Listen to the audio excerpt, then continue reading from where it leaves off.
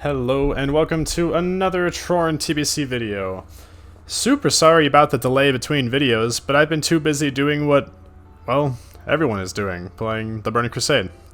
Now, I know there's not very much Elemental Shaman PvP content out there, so now that arenas are fully out, and we're actually getting a couple pieces of gear, because Horde PvP queues are 90 years long, I'll start posting significantly more content. So stick around for that. Super excited to show you guys what Elemental Shaman can do in TBC. So the comp I'm playing with is a Discipline Priest, a Hunter, Beast Mastery, and of course me as an Elemental Shaman. For this comp, we're fighting a Warrior Lock Priest. We open on the Priest really lightly, and then we're going to see a full swap onto the Warrior here. I announced to shoot at him. You're going to see him drop to about 0 here during my burst. There it is. So now the Hunter will probably finish off the Warlock at this point. So the reason why the Warlock was dying was not because the Warlock switched over to him, but he put his pet on him. So you're able to split DPS like that against these lower geared comps. You'll notice that our opponents, similar to us, also had very low gear. So the Warlock just couldn't stand up to the Bestial Wrath pet.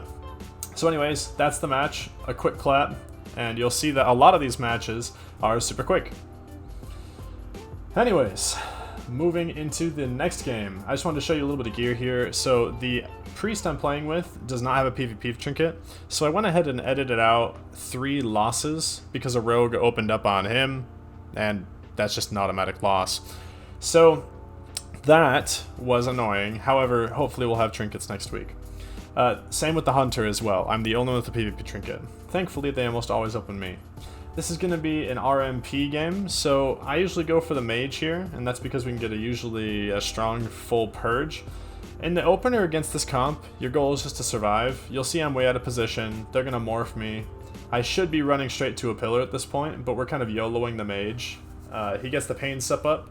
That's when we should switch to the Priest. I announce it right here. The Frost Shot kind of signals to my Hunter to swap over. Our Priest at this point is going to start looking like a ripe target for them. So I'm going to try to make myself look like a really great target. I get a full purge onto the Mage. I'm trying to juke a counterspell. He uses his racial on the Priest's Fear. And what I'm shouting for is for the Hunter to drop a Frost Trap. You'll see that we don't get very many Frost Traps this game. And that's just because there's a lot of panic.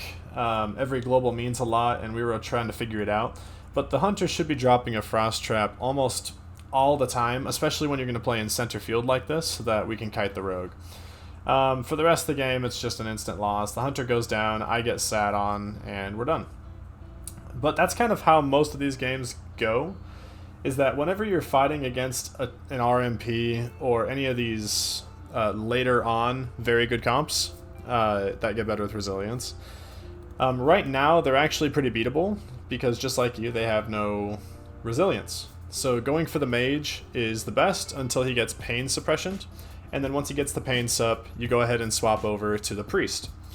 Rogues don't do a ton of damage, they just do a lot of control, so whenever your healer's stuck in a kidney, be a good Shaman, play the support class, and get him some heals.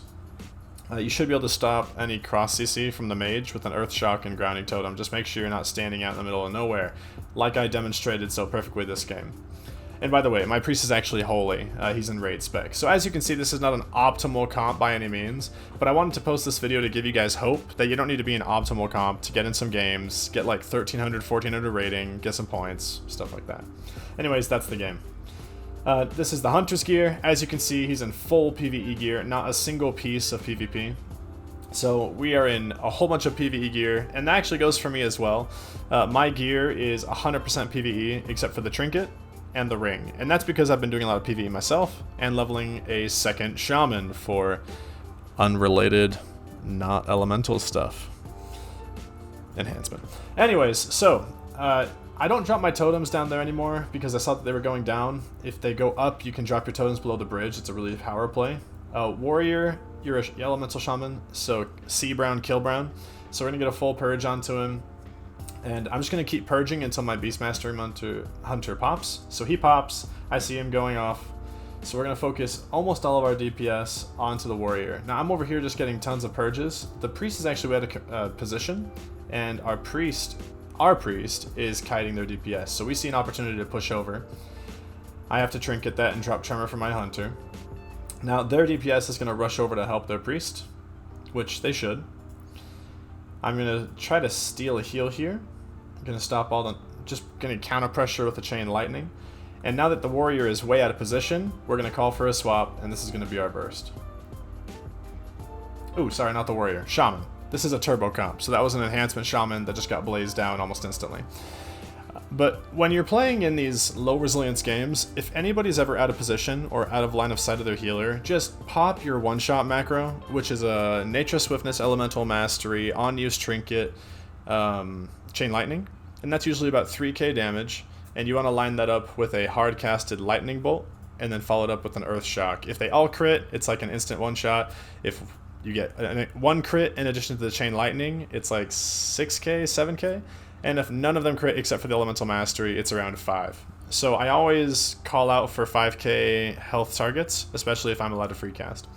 On this map, you want to run out to the center, control the center, drop your totems. It's a really great place for an Elemental Shaman to be.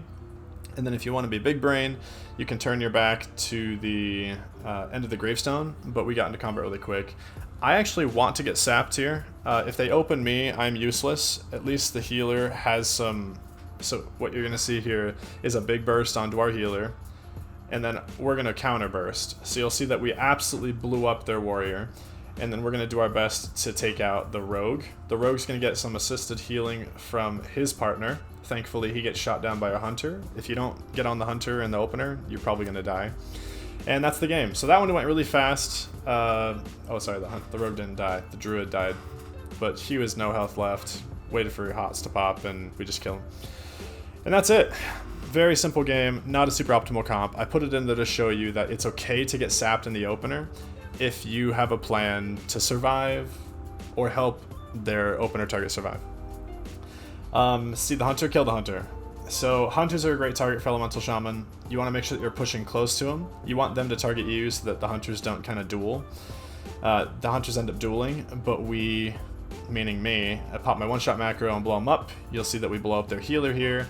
This is a Hunter Rogue Priest comp, and you want to kill the Hunter because that's where most of their damage comes from. Similar to an RMP, you want to kill the Mage because, again, that's where most of the damage is coming from. And anyways, that was the game.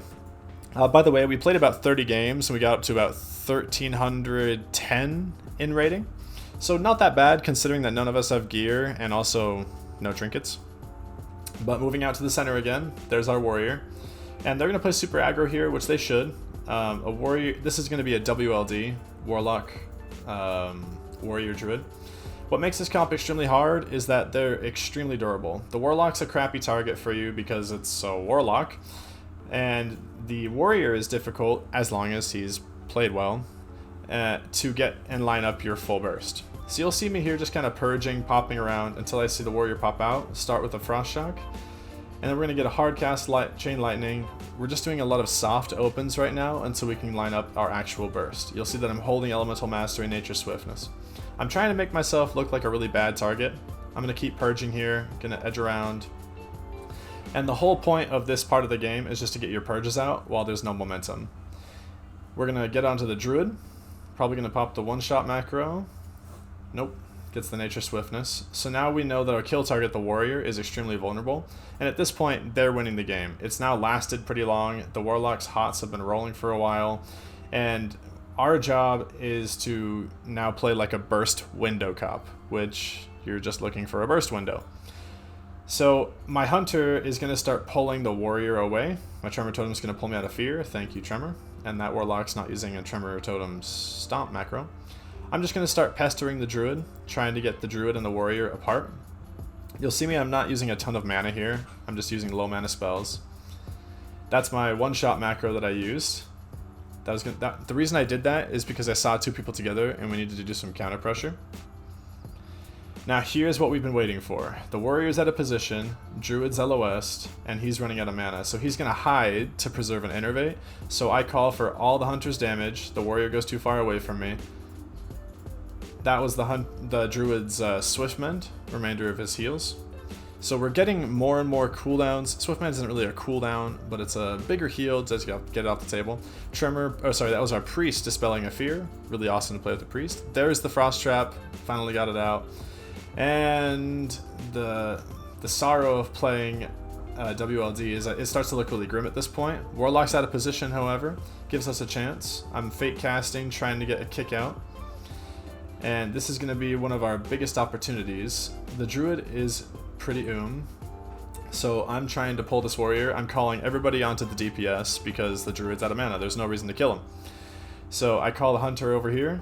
We get a second Bestial Wrath, and he's able to just machine gun him down. My job is just to get the last finishing blow. Tremor pulls me out of fear, and we kill the warrior. And that marks the end of this match. As you can see, Warlock and Druid can still play 2v3 pretty well, but the Warlock's also out of mana. Again, like I said, the Druid's out of mana, so he's useless. He doesn't have any of his cooldowns, so we're just kind of walking around. I'm saving up my mana for random burst windows. Well, not really burst windows, more just straight hardcast lightning bolts. And this is coming up on a kill probably on the Warlock, I believe? No, Druid. Anyways, that's WLD. It's an extremely hard comp for any elemental shaman, but your target's almost always going to be the warrior, and the whole goal is to pull them out of position. If you're playing with a frost mage, that's a lot easier. Anyways, last game of the video. This is a hunter, druid, rogue. So, kill the hunter. That's where most of the damage is coming from. You're killing the damage source. We're just getting a soft open. I'm going to pop Bloodlust. And this is going to be my one-shot macro. Pulls the druid out of... Not pulls him out of stealth, but he comes out of stealth to heal and gets hit by it, which was a great side effect. We're on different sides of the pillar, me and the hunter, and we end up killing the opposing hunter.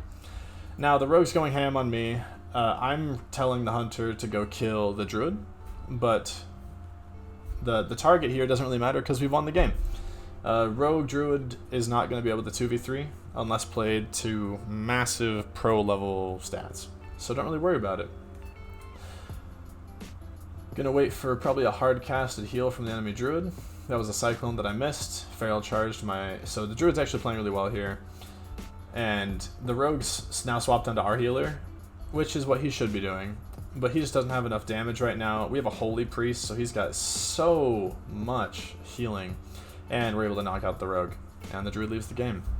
Thank you so much for joining me on that video. I'm on a journey to hit 2K in Arena, and I'll be posting a ton more videos now that I'm actually trying to reach it. If you want to watch that journey as an elemental shaman climbs the brackets, please, please, please, please drop me a subscribe. It encourages me to drop more content. And a like on the video helps other shamans see the exact same stuff. Anyways, I'll see you guys soon. Thank you so much for watching. If you have any questions, drop it in the comments. Peace.